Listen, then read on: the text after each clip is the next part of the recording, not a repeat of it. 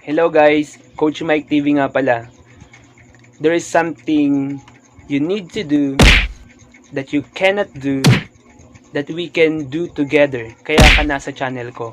So in this video, malalaman natin kung ano nga ba ang nature ng ating Ama sa Langit or nature ng Diyos. Okay? So maaaring nagtatanong ka kung ano nga ba ang katangian at characteristics ng Panginoon nating nasa langit. Siya ba ay espiritu? Malalaman natin. Siya ba ay isang bato, silver, gold, or mga inukit? Siya ba yun? So in this video, sasagutin ko ang mga katanungan na yan. So stay tuned.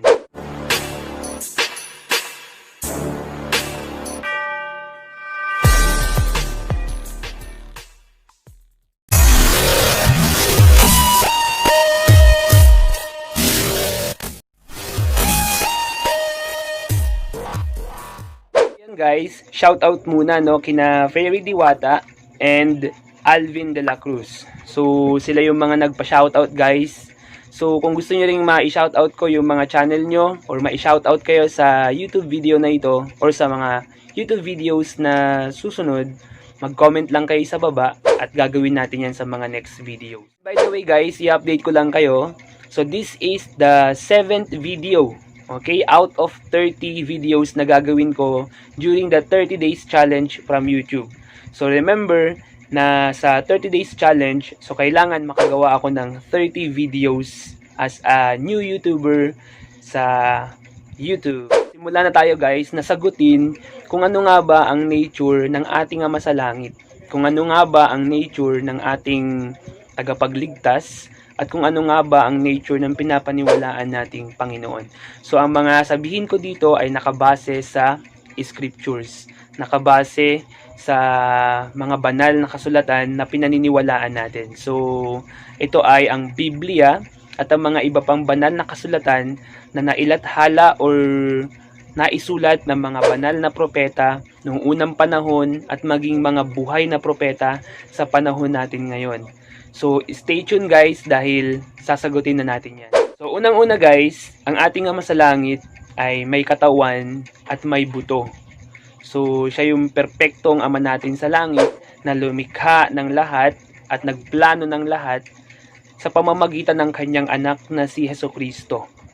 So, kung mababasa natin sa John chapter 1 verse 1, sinabi doon na, "In the beginning was the Word, and the Word was with God, and the Word was God." So, ang tinutukoy ditong Word ay si Jesus Christ. So, si Jesus Christ ay in the beginning, sa umpisa pa ng lahat ng bagay, sa umpisa pa na, sa pinakang umpisahan pa, or sa simula pa lamang, kasama niya na ang Panginoong Diyos, ang ating Ama sa Langit.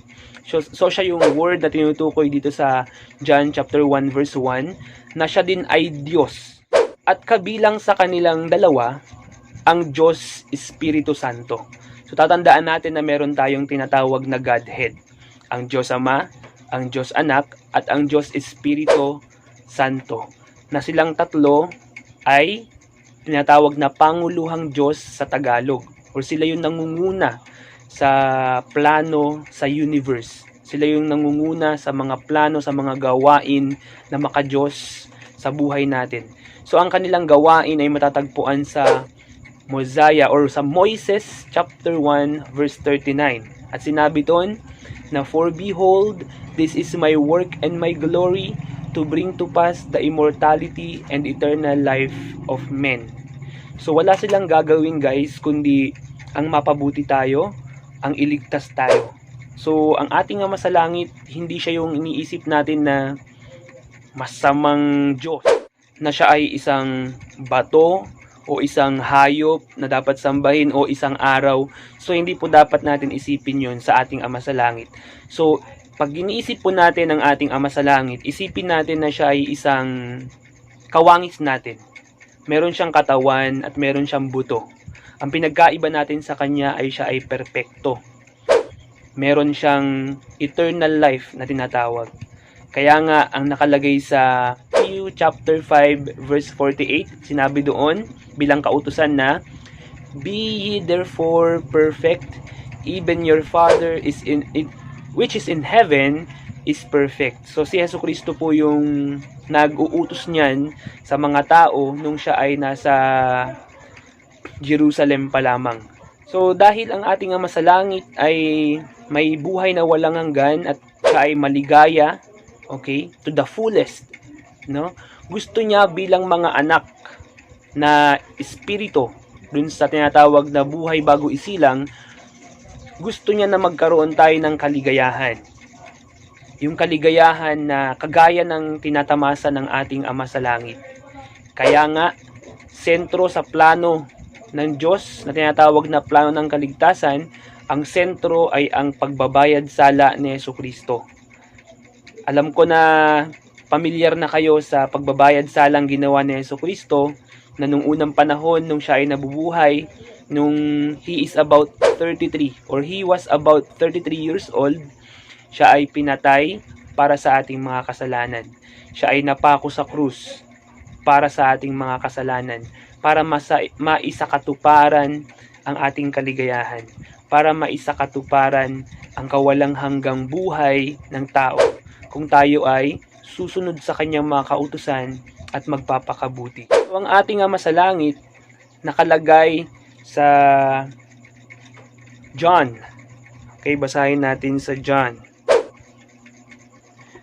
Nakalagay sa John 3:16 to 17, no? Ito yung tinatawag nating heart of the Bible, no? Yung verses na ito, dahil ito yung pinakang sentro ng Biblia at pinakang magandang verse sa Biblia na masasabi ko. Bakit?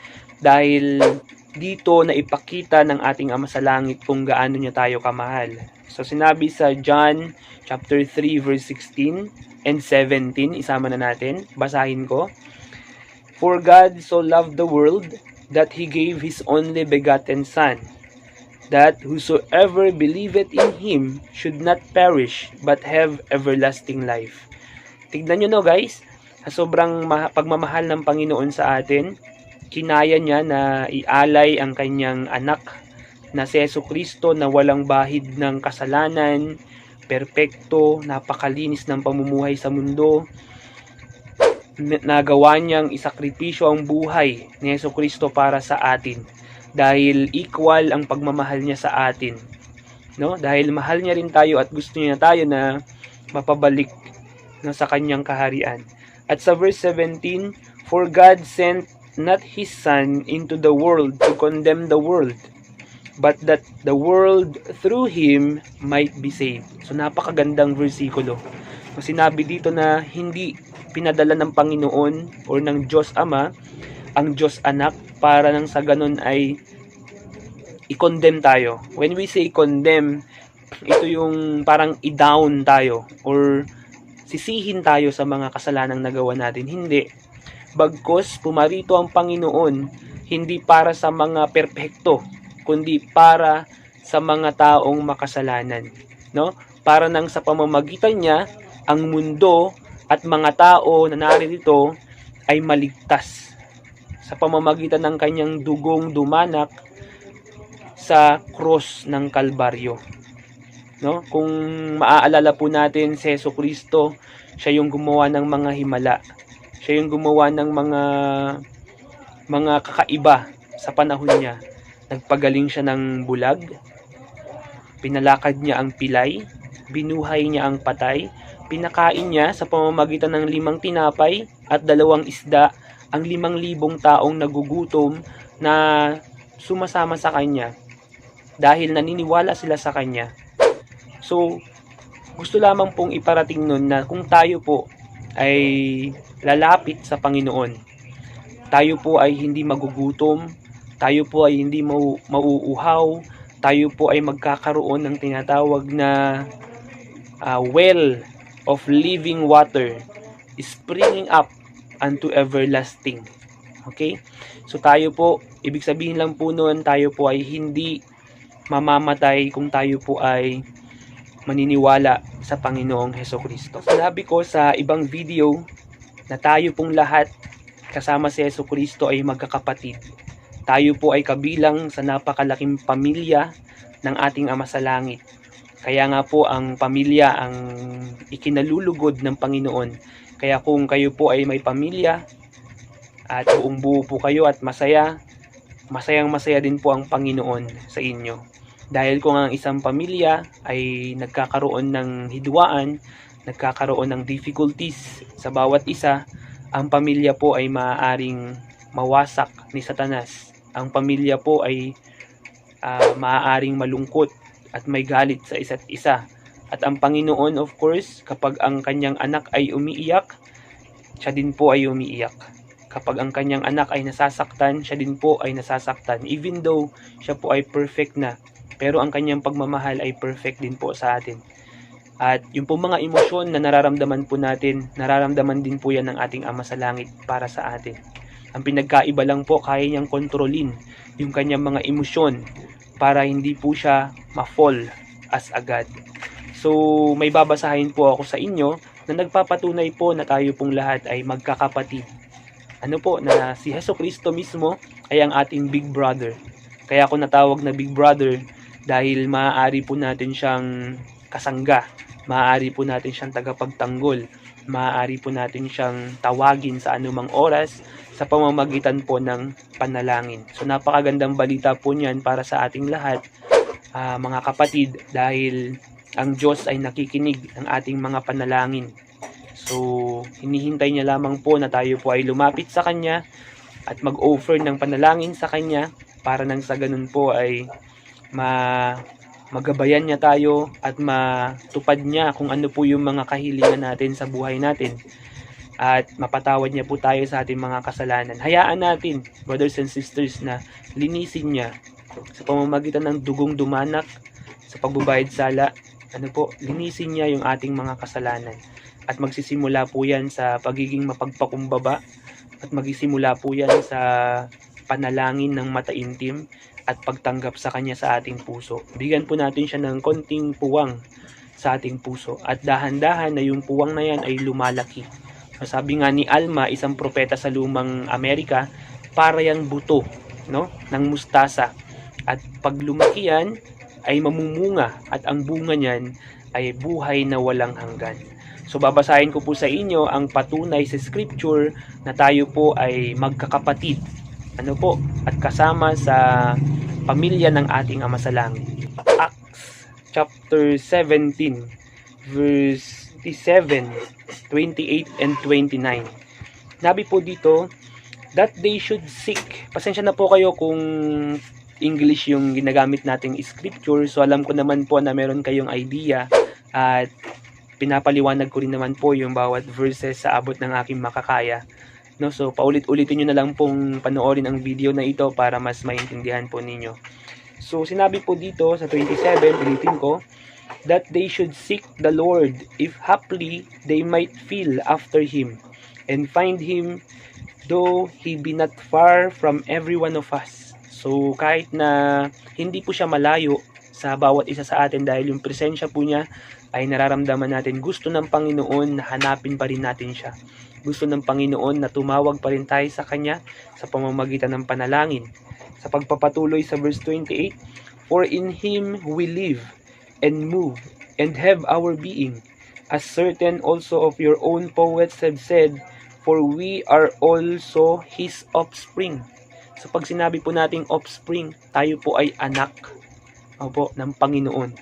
Sa 29, for as much then as we are the offspring of God, we ought not to think that the Godhead is like unto gold or silver or stone graven by art and man's device. So maliwanag pong nakalagay dito na tayo po ay anak ng Panginoon. Na nakalagay po dito na we are the offspring of God. Pag sinabi pong offspring, ulitin ko, tayo po ay anak ng Diyos. At kung makikita po ninyo sa mundong ito, ang Ama ay halos kamukha ng kanyang anak. Ganun din po ang Panginoon. Kung tayo po ay kanyang anak, tinuring tayong offspring, meron din po siya ng kung anong meron po tayo. Ibig sabihin, perpekto po siya. Okay? At wag po nating iisipin, sinabi po sa verse 29, na siya ay silver or gold or kahit anuman pong mga mahalagang bagay na nasa mundong ito. Kahit ano po ang halaga ng mga bagay na meron sa mundong ito, hindi po natin pwedeng ikumpara ang ating Ama sa Langit sa mga bagay na yun. Hindi po siya araw, hindi rin siya kalabaw or aso na sinasamba ng ibang mga denominations, although we respect them for what they believe. Pero ang nature of God, ang totoo, siya po ay kawangis natin. Okay? So I hope na may natutunan po kayo sa video na ito. I hope na naliwanagan po kayo kung ano ang nature of God and ni Jesus Christ at ng banal na Espiritu Santo. So, sa mga susunod na videos ko po, sasagutin natin yung mga iba pang katanungan na about sa Panginoon. So hanggang dito na lang po guys. Kung meron po kayong katanungan, i-comment nyo lang po sa comment box at sasagutin po natin sa mga susunod na videos ko. So hanggang dito na lang pong muli. Maraming salamat and God bless. And don't forget that eternity starts now.